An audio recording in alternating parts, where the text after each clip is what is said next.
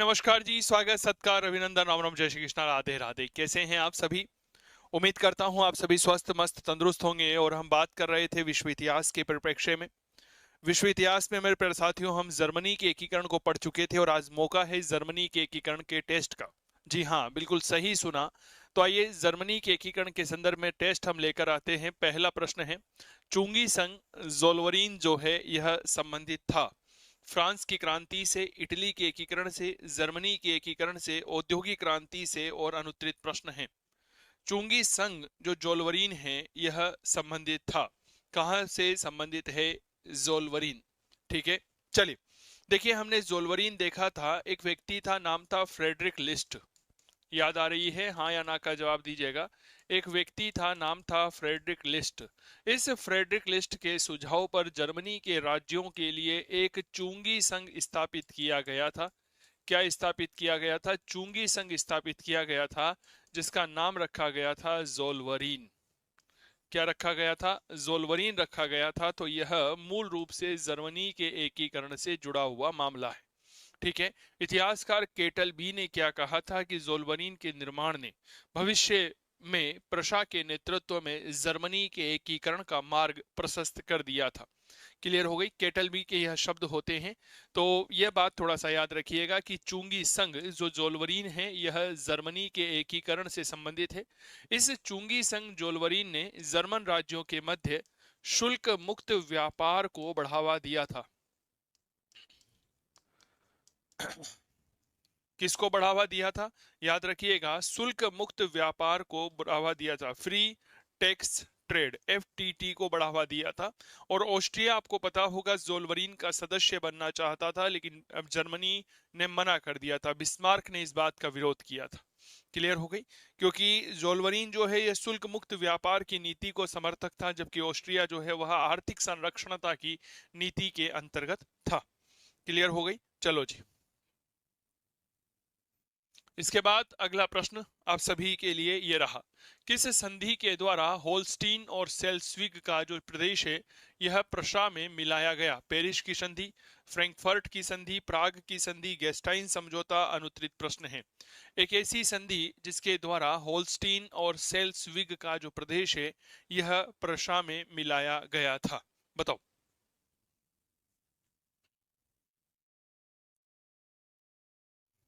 देखो साहब, बहुत अच्छे से समझिएगा। मूल रूप से 1866 ईस्वी की बात है। एक युद्ध होता है जिसे हम कहते हैं सेडोवा का युद्ध, द बैटल ऑफ सेडोवा। ठीक है। इस सेडोवा के युद्ध में प्रशा प्रशा का सेनापति कौन था? मोल्टके था। ठीक है, जॉन मोल्टके। इसके द्वारा ऑस्ट्रिया को हराया गया था। क्या ये बात क्लियर हो गई? कौन जीत गया? प्रशा जीत गया, ऑस्ट्रिया जीत गया। इसके बाद में एक संधि होती है जिसे हम कहते हैं प्राग की संधि, द ट्रीटी ऑफ प्राग। ठीक है। यह प्राग की संधि भी 1866 में हुई थी। और याद रखना, जो सेडान का युद्ध हुआ था, ठीक है, कौन सा युद्ध हुआ था? सेडान का युद्ध हुआ था। इस सेडान के युद्ध के बाद में फ्रैंकफर्ट की संधि हुई थी। कौन सी संधि हुई थी? फ्रैंकफर्ट। और इसी फ्रैंकफर्ट की संधि के बारे में इतिहासकार हेजन क्या कहता है कि यह फ्रैंकफर्ट की संधि जो है यूरोप का रिसने वाला फोड़ा बन गई थी। क्या ये बात क्लियर हो गई? सर, जो यह प्राग की संधि हुई 23 अगस्त की वह तारीख थी, सन 1866 है। इसके अंतर्गत जर्मन संघ को खत्म करके ने की ऑस्ट्रिया ने मान्यता दे दी। सेल्सविग और होल्स्टाइन के जो क्षेत्र थे यह प्रशा को मिला। ऑस्ट्रिया पर 30 लाख पौंड का जुर्माना लगाया गया और वेनेशिया जो है वह इटली को दे दिया गया था। तो यह मामला सारा का सारा किस संधि के तहत हुआ था? याद रखना, प्राग की संधि के तहत हुआ था। क्लियर? अगला प्रश्न देखिए, फ्रैंकफर्ट की जो संधि है यह कब की गई थी? 26 फरवरी 1871, 10 मई 1871, 1 अगस्त 1871, 15 जून 1871। और अनुत्तरित प्रश्न है, बताओ फ्रैंकफर्ट की जो संधि है यह आपके द्वारा कब की गई थी? बहुत बढ़िया प्रश्न है। फ्रैंकफर्ट की संधि के संदर्भ में मैंने अभी थोड़ी देर पहले कहा था, एक युद्ध हुआ था, नाम याद रखिएगा, date is battle of Sedan, Sedan का युद्ध। इस सेडान के युद्ध में प्रशा जो है वह फ्रांस को हरा देता है। ठीक है। और इस युद्ध के बाद में फ्रैंकफर्ट की संधि हुई थी। और कब हुई थी? 10 मई सन 1871 को। ठीक है। 26 फरवरी 1871 को संधि की प्रारंभिक शर्तों पर हस्ताक्षर किए गए थे। 26 फरवरी 1871 को जो है वह संधि की जो आपके प्रारंभिक शर्त थी, प्रारंभिक शर्त थी पर शर्तों पर हस्ताक्षर किए गए थे। क्या ये बात क्लियर हो गई? और 10 मई 1871 को आपके फ्रैंकफर्ट की संधि हो जाती है। क्या ये बात क्लियर हो गई? सर, फ्रैंकफर्ट की जो संधि थी इसके माध्यम से ही फ्रांस को मेज, स्टार्सबर्ग के सहित सहित कोयला उत्पादन के जो क्षेत्र थे अल्सास और लॉरेन, वह प्रशा को देने पड़े, यानी कि जर्मनी को देने पड़े। अब जैसे ही कोयला उत्पादक क्षेत्र अल्सास और लॉरेन जर्मनी को मिले, जर्मनी का औद्योगिक विकास हुआ और जर्मनी के औद्योगिक विकास के परिणाम स्वरूप जर्मनी का आर्थिक विकास हुआ और जर्मनी सुपर पावर बना। फ्रांस को 20 करोड़ पौंड युद्ध हर जाने के तौर पर क्षतिपूर्ति के रूप में जर्मनी को देने पड़े थे और यही क्षतिपूर्ति की राशि ना चुकाने तक फ्रांस, जर्मनी की जो सेना थी वह फ्रांस में रखने का निर्णय लिया गया। कहा जाता है यह संधि ही पहले विश्व युद्ध का कारण बनी थी। इतिहासकार हेजन ने कहा कि 1871 की ईस्वी के बाद में फ्रैंकफर्ट की संधि यूरोप का रिसने वाला फोड़ा बन गई थी। तो फ्रैंकफर्ट की संधि याद रखिएगा सेडान के युद्ध के बाद हुई थी। सेडान के युद्ध में प्रशा ने फ्रांस को पराजित किया था और इसी युद्ध में फ्रांस का जो शासक था नेपोलियन तृतीय, उसने 1 लाख फ्रांसीसियों के साथ में आत्मसमर्पण कर दिया था। क्या ये बात समझ में आ गई? हाँ या ना का जवाब जरूर साझा करिएगा। अगला प्रश्न, किस घटना के बाद बिस्मार्क ने कहा कि हमने दरार को एक कागज के टुकड़े से ढक दिया है? हा हा हा, क्या गजब का प्रश्न है सर। आरपीएससी ने यह सवाल 2016 में पूछा था। एक ऐसा समझौता जिसके माध्यम से आपके बिस्मार्क जो प्रशा का प्रधानमंत्री था वह कहता है, क्या कहता है कि हमने दरार जो है उसको कागज के टुकड़े से ढक दिया है। वियना, गेस्टाइन, फ्रैंकफर्ट, प्राग और अनुत्तरित प्रश्न है, जवाब दीजिए।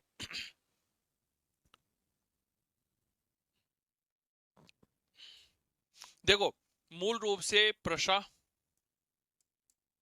वह ऑस्ट्रिया के मध्य एक समझौता होता है। समझौता 2 डचियों को लेकर के हुआ था। एक का नाम क्या था? होल्स्टीन था, होल्स्टाइन था, आप इस तरह से देखिएगा, और एक का नाम सेल्सविग था। ठीक है, होल्स्टाइन और याद रखिएगा सेल्सविग, दोनों को लेकर के एक समझौता संपन्न हुआ, गेस्टाइन समझौता। ठीक है, गेस्टाइन समझौता। इसी गेस्टाइन समझौते के अंतर्गत ल्यूनबर्ग जो है, ल्यूनबर्ग, यह ल्यूनबर्ग तो प्रशा ने खरीद लिया था, होल्स्टाइन प्रशा के पास गया। सेल्सविग, जहां पर जर्मन जातियों की बहुलता थी, यह ऑस्ट्रिया के पास दे दिया। बिस्मार्क ने इस गेस्टाइन समझौते में बड़ी चतुरता का प्रयोग किया था। क्यों किया था? क्योंकि जो सेल्सविग था यहाँ पर जर्मन बाहुल्य क्षेत्र था और ये ऑस्ट्रिया के पास चला गया, तो जब भी चाहे तब बिस्मार्क यानी कि प्रशा का नेता, यानी कि जर्मनी का एकीकरण का अग्रदूत, यह बिस्मार्क कभी भी सेल्सविग में जर्मन बाहुल्य जनजातियों के मध्य विद्रोह करवा सकता था और विद्रोह होने की परिस्थिति में ऑस्ट्रिया उस विद्रोह का दमन करेगा। प्रशा यानी कि बिस्मार्क यहाँ पर प्रश्न चिन्ह उठाएगा कि आप हमारे जर्मन वासियों के साथ में अत्याचार क्यों कर रहे हो। बस इस तरह से यहां पर बिस्मार्क कहता है कि हमने जो दरार थी उसे कागज के टुकड़े से ढक दिया है। ठीक है, गेस्टाइन समझौता। क्लियर हो गई? मैं ऐसा मान के चलता हूं आप लोगों के बीच में, क्या मान के चलता हूं कि आपके इतिहास जो है ये बेहद अच्छे से समझ में आ रहा होगा। हमारा ऑनलाइन कोर्स अवेलेबल है जिसका ऐप का लिंक हमने डिस्क्रिप्शन बॉक्स में दे रखा है। ठीक है, यह चूंकि क्लास ऐप से जो है वही यूट्यूब पर भी लाइव होगी, तो प्रचार प्रसार करना भी बेहद आवश्यक है।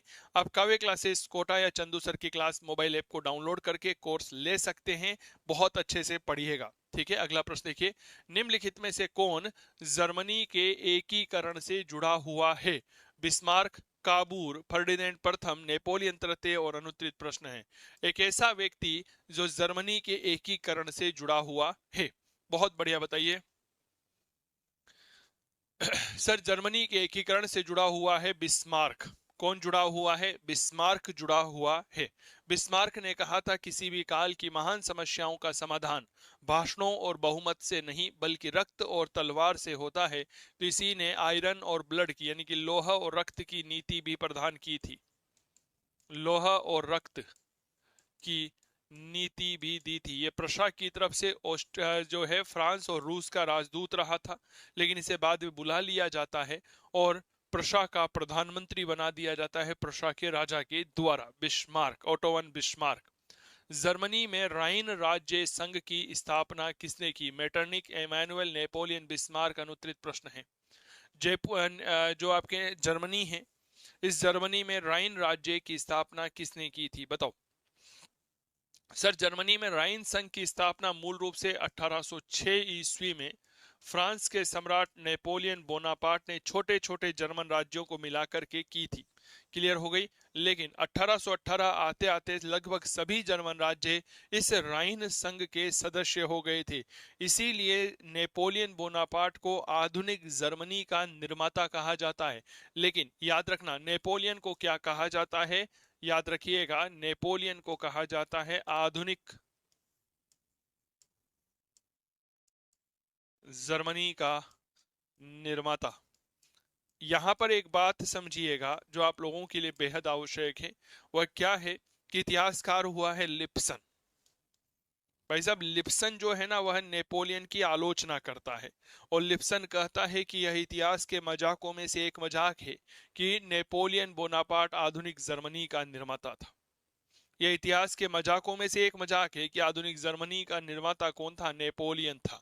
यह लिप्सन है जी जो आलोचना करता है। देखो, इतिहास में आलोचना किसकी नहीं हुई है? मैं हमेशा अपनी क्लास में यह बात कहता हूँ।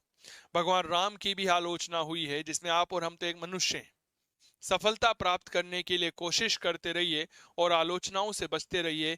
एक दिन, जिस दिन आपकी सफलता आपके पास होगी, उस दिन आलोचकों के पास आपकी आलोचना करने के लिए कुछ नहीं होगा और वह आलोचना आपकी सफलता के तले दब जाएंगे।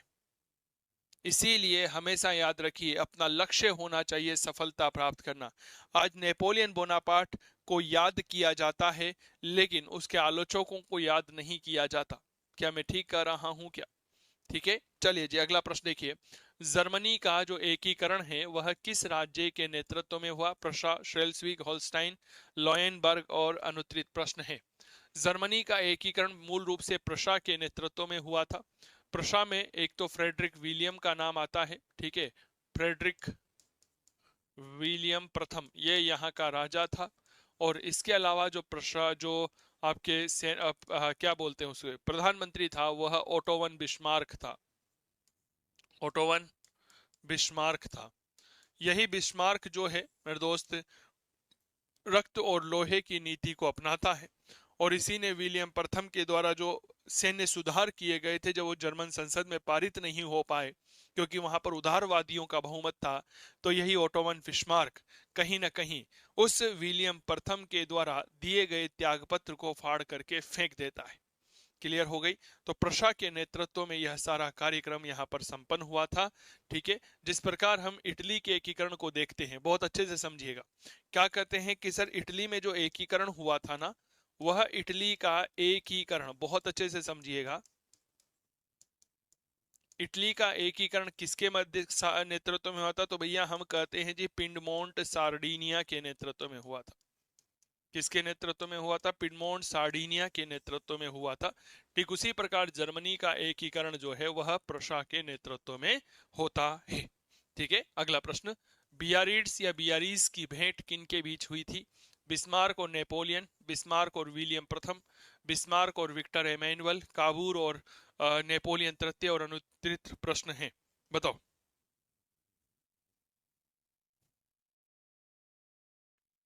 बताइए, बियारिट्स और बियारीज की भेंट। सर याद करिए, मूल रूप से जब सेडोवा का युद्ध होना था, प्रशा और ऑस्ट्रिया का युद्ध होना था, तो उस घटना के पहले बिस्मार्क अनेक देशों के साथ में अपनी नीति को परिवर्तित करता है। जैसे इंग्लैंड, इंग्लैंड बिस्मार्क की नीति का समर्थक था। क्यों समर्थक था? क्योंकि इंग्लैंड जो है वह हमेशा मुक्त व्यापार की नीति का समर्थक था, और बिस्मार्क यानी कि प्रशा ने जोल्वरीन का निर्माण करके मुक्त व्यापार की नीति को बढ़ावा दिया था। ठीक है। पिडमोंट सार्डिनिया के साथ उसने गुप्त समझौता कर लिया था और शर्त रखी थी कि अगर आप युद्ध कर देंगे ऑस्ट्रिया के खिलाफ तो हम आपको वेनेशिया दिलाएंगे। फ्रांस यानी कि नेपोलियन तृतीय के साथ बिस्मार्क यहाँ पर बियारिट्स नाम के स्थान पर मिलता है और एक समझौता कर लेता है। ठीक है, इसे बियारिट्स भेंट कहते हैं, यह बात थोड़ा सा याद रखिएगा। रूस शुरू से ही किसका सहयोगी रहा है? बिस्मार्क का सहयोगी था। अगला प्रश्न, जर्मनी के एकीकरण के 3 युद्धों में प्रशा का सेनापति कौन था? वॉन मोल्टके, केनार्ड, बिस्मार्क, विलियम प्रथम? अनुत्तरित प्रश्न है। 3 युद्ध हुए थे सर। ठीक है, तो इन 3 युद्धों में कहीं ना कहीं एक व्यक्ति था जो सेनापति की भूमिका में निभाता है। डेनमार्क के साथ हुआ, सेडोवा का युद्ध हुआ, सेडान का युद्ध हुआ था। ठीक है, याद रखना वॉन मोल्टके, वॉन मोल्टके जो है यह सेनापति हुआ करता था। एक नाम आता है वॉन रून। वॉन रून जो है यह कौन था? यह आपके रक्षा मंत्री था। ठीक है, यह कौन था? यह रक्षा मंत्री था। सेडोवा के युद्ध में फ्रांस की पराजय हुई, यह कथन किसका है? लिप्सन का, केटलबी, विलियम तृतीय, थियर्स? और अनुत्तरित प्रश्न है। सेडोवा के युद्ध में फ्रांस की पराजय हुई। सेडोवा का युद्ध मूल रूप से फ्रांस, प्रशा और ऑस्ट्रिया के बीच लड़ा गया था, जिसमें प्रशा ने ऑस्ट्रिया को पराजित किया था। ठीक है, 1866 में यह युद्ध हुआ था। फ्रांस इस युद्ध में किसी भी तरह से संबंधित नहीं था, क्योंकि बियारिट्स की भेंट के बाद में नेपोलियन तृतीय ने तटस्थ रहने की भूमिका अपनाई थी। लेकिन इस युद्ध में फ्रांस की राजनीतिक और कूटनीतिक पराजय हुई।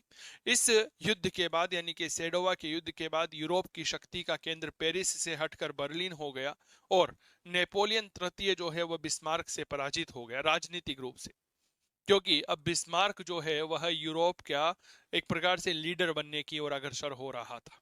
समझ में आ गई क्या बात? और नेपोलियन तृतीय ने भाग नहीं लिया, इसीलिए सेडोवा के युद्ध के बारे में कहा जाता है कि उसकी प्रतिष्ठा को आघात लगा और उसकी कूटनीतिक पराजय हुई। यह बात थियर्स ने कही थी। किसने कही है? इतिहासकार थियर्स ने यह बात कही है। लिप्सन वह इतिहासकार है जो कहता है कि इतिहास के मजाकों में से एक मजाक है कि नेपोलियन आधुनिक जर्मनी का जन्मदाता था। इतिहासकार केटलबी ने अलग बात कही है, विलियम तृतीय जो है यह अलग व्यक्ति था। गर्मियों का सीजन शुरू हो चुका है, और इस गर्मियों के सीजन में चंदू सर की क्लास मोबाइल एप्लीकेशन आप सभी के लिए लेकर आया है एक स्पेशल समर ऑफर। अभी स्पेशल समर ऑफर जो है वह 17 से 18 अप्रैल रहेगा। चंदू सर की क्लास मोबाइल एप्लीकेशन पर इतिहास के जितने भी कोर्सेज रहेंगे उन पर 50% तक की छूट आपको दी जा रही है। यहाँ पर आप आरपीएससी ग्रेड 1 का कोर्स ले सकते हैं। इसके अलावा हमने एक लॉन्च किया है इतिहास फाउंडेशन का कोर्स, जो कि आपके जितने भी पीजीटी एग्जाम होते हैं, चाहे केवीएस हो, एनवीएस हो, डिटेल्स भी है, एमपी, यूपी, बिहार, जहां के भी होते हैं, तो उसके लिए एक समग्र कोर्स है। इसके अलावा वर्ल्ड हिस्ट्री का अलग से है, प्राचीन भारत है, मध्यकालीन है, आधुनिक भारत है, टेस्ट सीरीज है, और पीडीएफ नोट्स है। तो ये सब कर आप सभी लाभ ले सकते हैं। इसके अलावा प्रिंटेड नोट्स का ऑप्शन भी यहाँ पर अवेलेबल रहेगा। तो डाउनलोड करिए चंदू सर की क्लास मोबाइल एप्लीकेशन और इस ऑफर का लाभ उठाइए। ऑफर 17 और 18 अप्रैल तक रहेगा। किसी प्रकार की असुविधा होने पर आप हमारे संपर्क सूत्र 8802060952 पर भी हमसे जुड़ सकते हैं। ठीक है, तो स्पेशल समर ऑफर का लाभ उठाइए इतिहास के सभी कोर्सेज पर। धन्यवाद। अगला, एरफर्ट संघ जो है इसकी योजना कब आई? 1848, 1850, 1852, 1862? अनुत्तरित प्रश्न है। एरफर्ट संघ जो है इसकी योजना कब आती है? एक बहुत बढ़िया प्रश्न है। ठीक है, बेसिकली फ्रैंकफर्ट की संसद होती है 1848 में, वह असफल हो जाती है, तो प्रशा का राजा फ्रेडरिक विलियम जर्मनी के एकीकरण का फिर से प्रयास करता है और बड़े बड़े राज्यों के नेतृत्व में जर्मनी के एकीकरण की योजना बनाता है। सर वह योजना भी असफल हो जाती है, और यही योजना फ्रैंकफर्ट संघ की योजना के रूप में जानी जाती है। और यह घटना कब की है? 1850 की है। ठीक है, तो यह घटना किस घटना से जुड़ी हुई है? याद रखिएगा, यह जुड़ी हुई है जर्मनी का एकीकरण। आप हमारा ऐप डाउनलोड कर सकते हैं। ऐप का लिंक जो है हमने डिस्क्रिप्शन बॉक्स में कमेंट कर रखा है। अगर आप हमारे चैनल पर नए हैं और इतिहास विषय के संदर्भित नवीन अपडेट लेना चाहते हैं तो आप सीधा हमसे जुड़ सकते हैं और हमारे चैनल को सब्सक्राइब कर सकते हैं। ठीक है, चलिए जी, ऑनलाइन कोर्स अवेलेबल हैं, आप जरूर जुड़िएगा हमसे। अगला प्रश्न ये रहा, किसके अनुसार 1871 के पश्चात फ्रैंकफर्ट की संधि यूरोप का रिसने वाला फोड़ा बन गई थी? हेजन, थियर्स, केटलबी, ग्रिगले और अनुत्रित प्रस। फ्रैंकफर्ट की जो यह संधि है, यह संधि प्रशा और फ्रांस के बीच हुई थी। 26 फरवरी 1871 को इसकी प्रारंभिक शर्तों पर हस्ताक्षर किए गए थे, आपको यह पता होगा, और बाद में इसे स्वीकार किया गया था। किस इतिहासकार ने कहा कि 1871 के बाद यह संधि मूल रूप से यूरोप का रिसने वाला फोड़ा बन गई थी? हेजन ने कहा था। अब यहां पर एक बात समझिए सर, कहा जाता है कि यह जो फ्रैंकफर्ट की संधि थी, इस संधि के बाद कहीं ना कहीं जर्मनी का आर्थिक विकास, औद्योगिक विकास होना शुरू हुआ। तो यह बात डायरेक्ट याद रखिएगा कि फ्रैंकफर्ट की संधि के बाद ही जो जर्मनी है, इस जर्मनी का आर्थिक विकास प्रारंभ हुआ था। क्या प्रारंभ हुआ था? याद रखिएगा, जर्मनी का आर्थिक विकास प्रारंभ हुआ। समझ में आ गई ना बात? फ्रैंकफर्ट की संधि के बाद। अगला, फ्रांस प्रशा युद्ध का तात्कालीन कारण क्या था? स्पेन का उत्तराधिकार युद्ध, स्लेस्विग और फ्रांस प्रशा युद्ध। फ्रांस प्रशा युद्ध यानी कि सेडान का युद्ध, ठीक है ना, the battle of sedan. Spain का उत्तराधिकार युद्ध, स्लेस्विग होल्स्टाइन का प्रशासन, आर्शिया अर्सिनी द्वारा नेपोलियन की हत्या का प्रशासन, अल्सास और लोरेन पर नियंत्रण में विवाद, अनुत्तरित प्रश्न है। बताओ। एक शानदार प्रश्न आप सभी प्यारे साथियों के लिए, कृपया प्रश्न का जवाब दीजिए। एक प्रश्न है कि फ्रांस और प्रशा जो है, इस युद्ध का तात्कालीन कारण क्या है? ठीक है, बेसिकली स्पेन के उत्तराधिकार का संघर्ष था। फ्रांस का एक दूत होता है एम बेंटीटी, वह स्पेन एम्स नाम की जगह पर मुलाकात करता है विलियम से, फ्रेडरिक विलियम प्रथम, जो प्रशा का शासक था। ठीक है, और सारी बात जो है वह विलियम एक तार के माध्यम से बिस्मार्क को भेज देता है। बिस्मार्क उसे द जर्मन गेजेट नाम के समाचार पत्र में इस अंदाज में प्रकाशित करवाता है कि फ्रांस के लोगों को लगे कि प्रशा ने फ्रांस का अपमान कर दिया, और प्रशा के लोगों को लगे कि फ्रांस ने प्रशा का अपमान कर दिया। ठीक है, तो इस तरह से प्रकाशित करवाई गई। तो यह स्पेन का उत्तराधिकार संघर्ष था, जो कि मूल रूप से फ्रांस और प्रशा के युद्ध का तात्कालीन कारण बना था। रिफ्लेक्सेशन एंड द रेमेनीज नाम की पुस्तक जो है, यह किसने लिखी? बिस्मार्क, काकर, मेजिनी, गेरिबाल्डी? अनुत्तरित प्रश्न है, बताओ। रिफ्लेक्शंस एंड रेमिनेंसेस नाम की पुस्तक जो है, यह किसने लिखी थी? बताओ सर। याद रखना, यह बिस्मार्क के द्वारा लिखी गई थी। ठीक है, किसने लिखी थी? बिस्मार्क ने लिखी थी, ओटोमन बिस्मार्क ने लिखी थी। ठीक है, चलो अगला प्रश्न देखो। बिस्मार्क ने जर्मनी को सुरक्षित रखने के लिए कब त्रिराष्ट्रीय संघ का निर्माण किया? 1872, 1876, 1875, 1885? अनुत्तरित प्रश्न है। बिस्मार्क ने जर्मनी को सुरक्षित रखने के लिए कब त्रिराष्ट्रीय संघ का गठन किया था? ठीक है, 3 राष्ट्र कौन कौन से? प्रशा, रूस का शासक अलेक्जेंडर और ऑस्ट्रिया का फ्रांसिस द्वितीय। ठीक है, त्रिराष्ट्रीय, इसे ट्राई केसर भी कहते हैं, ट्राई केसर बॉन्ड भी कहते हैं। इसमें सबसे पहले तो एक बात याद रखना, जर्मनी का ओटोवन बिस्मार्क शामिल था,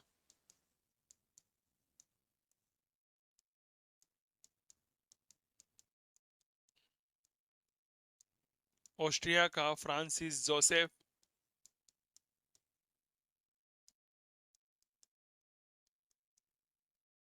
और मेरे दोस्त रूस का अलेक्जेंडर, रूस का जार अलेक्जेंडर। इस तरह से लिखो, जार अलेक्जेंडर। ठीक है, यह 1872 में गठित किया गया था। 1878 में बर्लिन कांग्रेस होती है, उसके बाद इसे समाप्त कर दिया गया था। 1878 ईस्वी की बर्लिन कांग्रेस, और इस बर्लिन कांग्रेस के बाद यह समाप्त हो गया था। समझ में आ गई क्या? बर्लिन।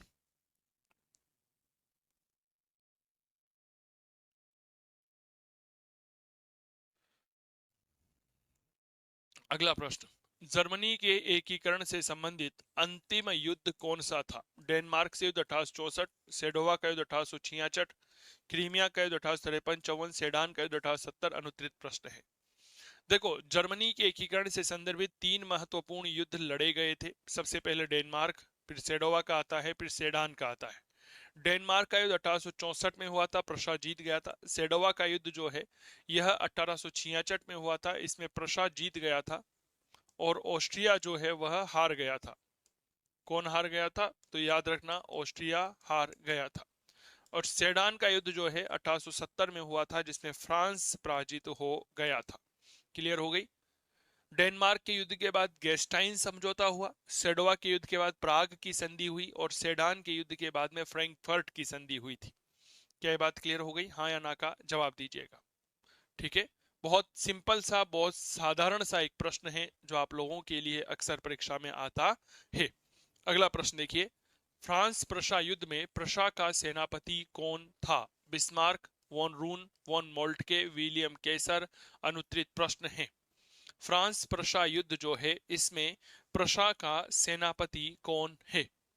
सर, जब भी फ्रांस प्रशा युद्ध में प्रशा के सेनापति की बात आएगी तो याद रखना वॉन मोल्ट के सेनापति रहेगा। वॉन रून जो है यह आपके रक्षा मंत्री था, और ओटोवन बिस्मार्क जो है यह प्रधानमंत्री था। विलियम केसर जो है वह यहाँ का राजा था। ठीक है, तो वॉन मोल्ट के तीनों युद्धों में भाग लिया। 1864 के डेनमार्क युद्ध, 1866 ईस्वी का जो युद्ध हुआ था, जिस युद्ध को हम क्या कहते हैं, सेडोवा का युद्ध। 1870-71 ईस्वी में जो युद्ध हुआ, 1870 में 1 सितंबर की वह तारीख थी, नाम आता है सेडान का युद्ध। ठीक है, तो ये चीजें थोड़ा सा याद रखना। अगला प्रश्न देखो, एम्स के तार की घटना के बाद किन दो देशों के बीच में युद्ध भड़क गया? ऑस्ट्रिया और प्रशा, फ्रांस और Prussia, Austria Italy, Denmark Australia. अनुत्तरित प्रश्न है। एम्स के तार की घटना घटित हुई, इस घटना के बाद में दो देशों में जो है वह युद्ध छिड़ गया था। यह कौन सा युद्ध था?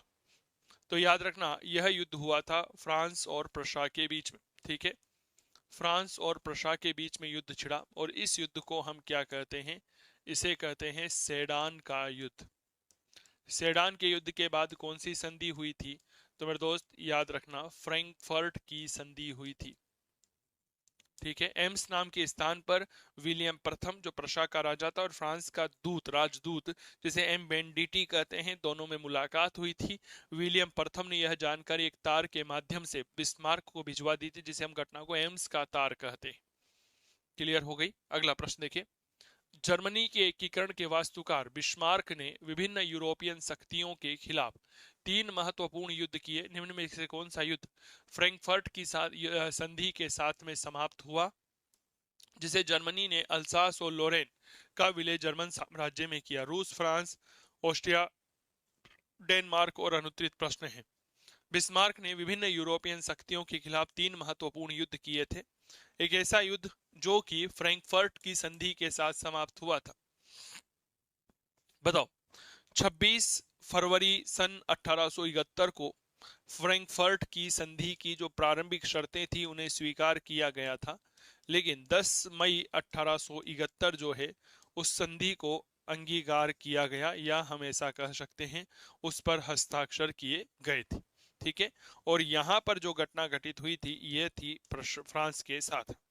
तो ये थे जर्मनी के एकीकरण से संबंधित कुछ महत्वपूर्ण प्रश्न। यह क्लास कैसी लगी आप हमें जरूर सूचना उपलब्ध करवाइएगा। उम्मीद करता हूं आपको यह क्लास अच्छी लगी हो, तो हमें जरूर सूचना बताइएगा। स्वस्थ रहें, मस्त रहें, तंदुरुस्त रहें और करते रहें इतिहास की बात चंदू जैन के साथ। बहुत बहुत आभार। वीडियो अच्छा लगे तो इसे लाइक शेयर सब्सक्राइब जरूर करेंगे। चैनल पर नए हैं तो सब्सक्राइब करिएगा, चूंकि यह क्लास ऐप से लाइव है और यूट्यूब पर भी जाएगी, इसीलिए प्रचार भी आवश्यक होता है। आप हमारा एप्लीकेशन डाउनलोड कर सकते हैं गूगल प्ले स्टोर से, जिसका लिंक हमने डिस्क्रिप्शन में दे रखा है। बहुत बहुत आभार, धन्यवाद। स्वस्थ रहें, मस्त रहें, तंदुरुस्त रहें और करते रहें इतिहास की बात चंदू जैन के साथ। नमस्कार। गर्मियों का सीजन शुरू हो चुका है और इस गर्मियों के सीजन में चंदू सर की क्लास मोबाइल एप्लीकेशन आप सभी के लिए लेकर आया है एक स्पेशल समर ऑफर। अभी स्पेशल समर ऑफर जो है वह 17 से 18 अप्रैल रहेगा। चंदू सर की क्लास मोबाइल एप्लीकेशन पर इतिहास के जितने भी कोर्सेज रहेंगे उन पर 50% तक की छूट आपको दी जा रही है। यहाँ पर आप आरपीएससी ग्रेड 1 का कोर्स ले सकते हैं। इसके अलावा हमने एक लॉन्च किया है इतिहास फाउंडेशन का कोर्स, जो कि आपके जितने भी पीजीटी एग्जाम होते हैं, चाहे केवीएस हो, एनवीएस हो, डिटेल्स भी है, एमपी, यूपी, बिहार, जहां के भी होते हैं, तो उसके लिए एक समग्र कोर्स है। इसके अलावा वर्ल्ड हिस्ट्री का अलग से है, प्राचीन भारत है, मध्यकालीन है, आधुनिक भारत है, टेस्ट सीरीज है और पीडीएफ नोट्स है। तो ये सब कर आप सभी लाभ ले सकते हैं। इसके अलावा प्रिंटेड नोट्स का ऑप्शन भी यहाँ पर अवेलेबल रहेगा। तो डाउनलोड करिए चंदू सर की क्लास मोबाइल एप्लीकेशन और इस ऑफर का लाभ उठाइए। ऑफर 17 और 18 अप्रैल तक रहेगा। किसी प्रकार की असुविधा होने पर आप हमारे संपर्क सूत्र 8802060952 पर भी हमसे जुड़ सकते हैं। ठीक है, तो स्पेशल समर ऑफर का लाभ उठाइए इतिहास के सभी कोर्सेज पर। धन्यवाद। गर्मियों का सीजन शुरू हो चुका है और इस गर्मियों के सीजन में चंदू सर की क्लास मोबाइल एप्लीकेशन आप सभी के लिए लेकर आया है एक स्पेशल समर ऑफर। अभी स्पेशल समर ऑफर जो है वह 17 से 18 अप्रैल रहेगा। चंदू सर की क्लास मोबाइल एप्लीकेशन पर इतिहास के जितने भी कोर्सेज रहेंगे उन पर 50% तक की छूट आपको दी जा रही है। यहाँ पर आप आरपीएससी ग्रेड 1 का कोर्स ले सकते हैं। इसके अलावा हमने एक लॉन्च किया है इतिहास फाउंडेशन का कोर्स, जो कि आपके जितने भी पीजीटी एग्जाम होते हैं, चाहे केवीएस हो, एनवीएस हो, डिटेल्स भी है, एमपी, यूपी, बिहार, जहां के भी होते हैं, तो उसके लिए एक समग्र कोर्स है। इसके अलावा वर्ल्ड हिस्ट्री का अलग से है, प्राचीन भारत है, मध्यकालीन है, आधुनिक भारत है, टेस्ट सीरीज है और पीडीएफ नोट्स है। तो ये सब कर आप सभी लाभ ले सकते हैं। इसके अलावा प्रिंटेड नोट्स का ऑप्शन भी यहाँ पर अवेलेबल रहेगा।